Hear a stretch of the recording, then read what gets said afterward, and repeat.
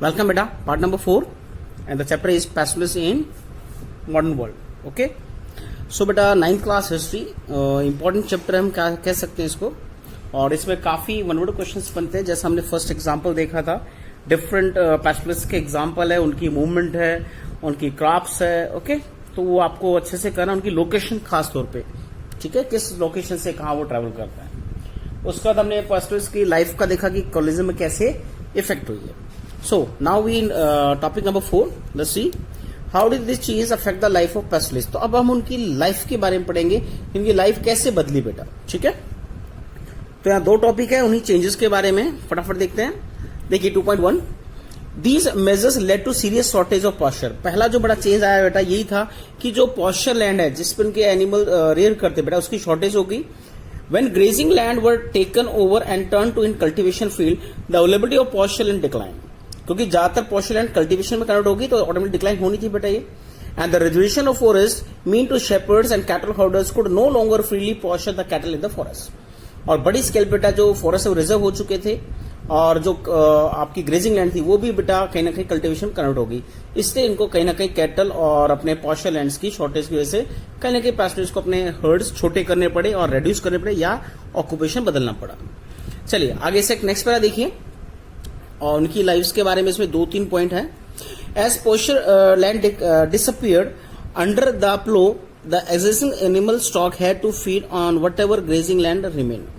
अब देखो सीधा सा बेटा हो गया, जो लैंड बची है what ever grazing land remain, जो बची है बेटा उसी पे सभी को अपने पशु चराने थे, क्योंकि ज्यादातर प्लो के अंदर यानी खेती के नीचे चली गई.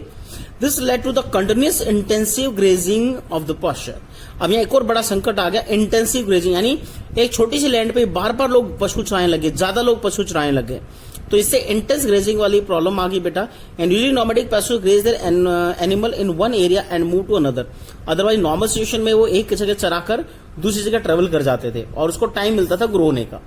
बट इंटेंसिव ग्रेजिंग की वजह से बेटा पॉस्चर लैंड बर्बाद हो जाती है, खराब हो जाती है, उनको ग्रो होने का मौका नहीं मिल पाता है. ठीक है, देखिए when restriction were imposed on the pastoralist movement, grazing land came to be continuously used and quality of pasture declined. तो बेटा देखिए इंटेंस ग्रेजिंग फार्मिंग की वजह से यहाँ इसकी क्वालिटी डिक्लाइन होगी बेटा, अच्छी घास नहीं थी, अच्छी पॉस्चर लैंड नहीं थी. And this is the turn created a further shortage of forage, और इससे कहने की फॉरेज जो चारा है उसकी शॉर्टेज होगी for the animal and deterioration of animal stock. इससे एनिमल स्टॉक का नंबर धीरे धीरे कम होता गया, एनिमल मरते गए या कम हो गए, जैसे भी है, खाने की कमी से कैसे भी. अंडर फेड कैटल डाइड, जिनको खाना कम, अंडर फेड मीन जिनको आपका ये फॉडर नहीं मिलता बेटा, जो कम खाना खा पा रहे थे, उनकी डेथ होने लगी बेटा. They died in the large number during the scarcity of famine. और जब फेमाइन वगैरह आती थी, सूखा पड़ता था, तो ऐसे टाइम में ये कंडीशन और वर्स्ट होती थी और ये एनिमल स्टॉक बहुत तेजी से बेटा कम होने लगे इंडिया में. अभी आपका मैप दिया बेटा, प्लीज इस मैप को भी देख लेना क्योंकि एनटीएससी मैप बेस्ड क्वेश्चन बनते हैं. सबसे ऊपर गुज्जर है, गुज्जर बकरवाल J&K, गद्दी आपका हिमाचल और भोटिया गुज्जर इन उत्तराखंड. ओके, इसके बाद मोनपाज है अरुणाचल प्रदेश, फिर बंजारा, ये 2-3 जगह दिए हैं. मध्य प्रदेश है, राजस्थान है, यूपी में भी है, कुछ गुजरात में भी आपको बंजारा मिलेंगे. रैकाज कैमल वाले हैं, आपके याद होगा right, that in western Rajasthan. फिर मालधारी, ये क्वेश्चन बहुत बार बेटा एनटीएससी में आया, इसको प्लीज थोड़ा चेक रखना. मालधारी गुजरात, इनका भी एक वन वर्ड क्वेश्चन हम कर चुके हैं लेसन में. फिर है डांगर्स महाराष्ट्र, जिनकी मूवमेंट बताई थी यहां से वहां होती है बेटा ईस्ट वेस्ट. ठीक है, इसके बाद आपके 3 एग्जांपल हमने आंध्र प्रदेश में पढ़े थे, कुमराज, कुरबास एंड कोलबास, इनकी मूवमेंट कोस्ट तक होती है बेटा इस तरह से. ठीक है, तो इनको आपको स्टेट वाइज इनको लर्न करना होगा. ठीक है, चलो नेक्स्ट टॉपिक देखते हैं इसी वीडियो का बेटा, that is how did the pastoralists corp with the changes.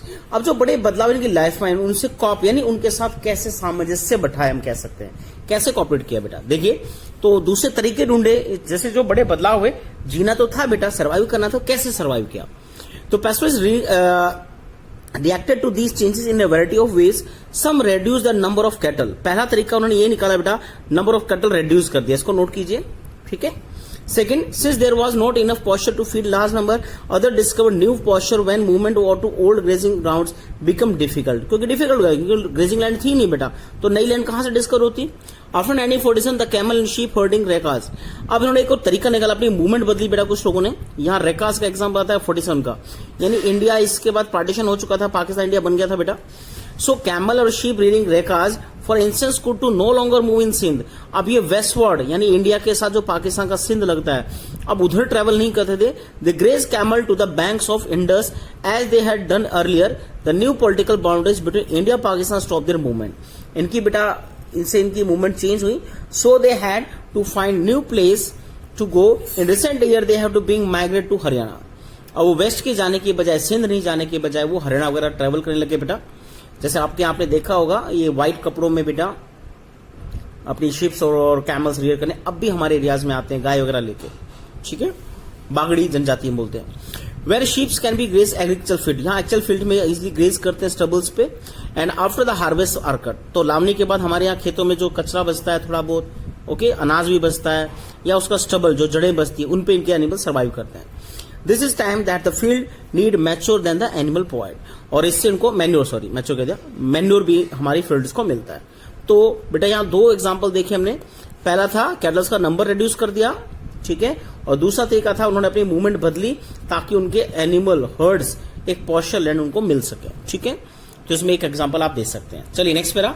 Over the years some rich pastoralist began to buying land and settling down. अब बहुत से पॉस्चर ने अपना बेटा तरीका बदल लिया, उन्हें लैंड परचेज की और सेटल डाउन हो गए, रहने लग गए। Give up their nomadic life ही छोड़ दी बहुत लोगों ने। Some became settle peasant cultivation, और इतर बेटा पीजेंट कल्टीवेशन खेती बाड़ी करने लग गए। And other took more extensive trading. अब कुछ लोगों ने, देखिए यहाँ दो एग्जांपल हो गए बेटा, एक तो लोग सेटल हो गए और दूसरा हम कहते हैं ट्रेडिंग में चले गए कुछ लोग। Many poor pastors, on the other hand, borrowed money from the money lender and they survived. As time they lost their cattle and sheep, they become laborer and moving to field in the small town. और कुछ जो गरीब पैस्टर थे बेटा उन्होंने कर्जा लिया, हम कह सकते हैं मिलर से कर्जा वगैरह लिया अपने टैक्स वगैरह देने के लिए, अपने हर्ड्स को बचाने के लिए। बट इनकी कंडीशन सबसे खराब हुई बेटा, लास्ट में कर्जा न देने की वजह से उनको अपने कैटल शीप भी खोने पड़े और वो लास्ट में लैंडलेस लेबर बन गए। उनको घर संपत्ति अपनी जो लैंड वैंड थी सब बेचनी पड़ी इन चीजों के चक्कर में, ठीक है। और अधिकतर बेटा लेबर में कन्वर्ट हो गए और फील्ड्स में या तो खेतों में काम करते हैं, स्मॉल टाउन में वो एज ए लेबर चले गए, ठीक है। चलिए नेक्स्ट पैरा देखते हैं। Yet passage not only continue to survive in many regions their number of expanded over the recent decade. When pasture land is one place was close to them, then they changed the direction of their movement, reduced the size of herd, combined pasture activity with other form of income related. अब कुछ बड़े smart थे बेटा पैस्टर्स हम कहते हैं, कुछ ने नंबर कम कर लिया या दूसरी एक्टिविटीज अपने साथ जोड़ ली बेटा। अब वो अपने हर्ड्स के साथ थोड़ा बहुत अदर चीजों से इनकम अर्न करने लगे, जिसमें हम कहते हैं छोटा ट्रेड वो करने लगे, यहां से खरीदा वहां पे बंजारा टाइप से। तो ऐसे कुछ बेटा पैस्टर्स सर्वाइव कर पाए। अब भी हम बात करते हैं इंडिया में बेटा, अब भी बंजारा कम्युनिटी सर्वाइव कर रही है, ठीक है। उनको फॉरेस्ट या हर चीज का कहीं ना कहीं टैक्स लॉ लगने के बाद भी, नए अमेंडमेंट के बाद भी बेटा वो सर्वाइव कर रहे हैं, क्योंकि उन्होंने दूसरे अदर एक्टिविटीज फॉर्म्स को अपनी इनकम रेज करने के लिए अडॉप्ट किया, ठीक है। Change in the modern society, many ecologist believe that the dry region, बेटा इसको प्लीज नोट करना, अच्छा लॉजिक है जो फेवर करता है पैस्टोरलिस्ट को, कि जो ड्राई रीजन है, जैसे हम सेमी एरिड रीजन डेजर्ट्स की बात करते हैं जब बारिश कम होती है, अनफर्टाइल लैंड है, एंड इन द माउंटेन्स, दूसरा माउंटेन्स का एग्जांपल दिया है। Pastoralism is the still ecological and most valuable form of life. उनका कहना है आज के इकोलॉजिस्ट का कि पैस्टोरलिस्ट सबसे बेस्ट इकोलॉजिकली और वैल्यूएबल लाइफ स्ट्रक्चर है सर्वाइव करने का इन रीजन, ठीक है, माउंटेन और ड्राई रीजन्स में, ठीक है। Such changes were not experienced only in pastoralist community in India. In many other parts of the world, new laws, settlement and patterns forced pastoralist community to alter their lives. तो ऐसा India में नहीं, पूरे world में हुआ, लोगों ने अपनी लाइफ बदली और पैस्टोरल ने लाइफ चेंज की अपनी। How did pastoralist communities elsewhere cope with this change in the modern world? तो कैसे बदला वो आगे इसके बारे में पढ़ेंगे बेटा, ठीक है। यहाँ आपका फोर्थ पार्ट और होता है। थैंक यू बेटा।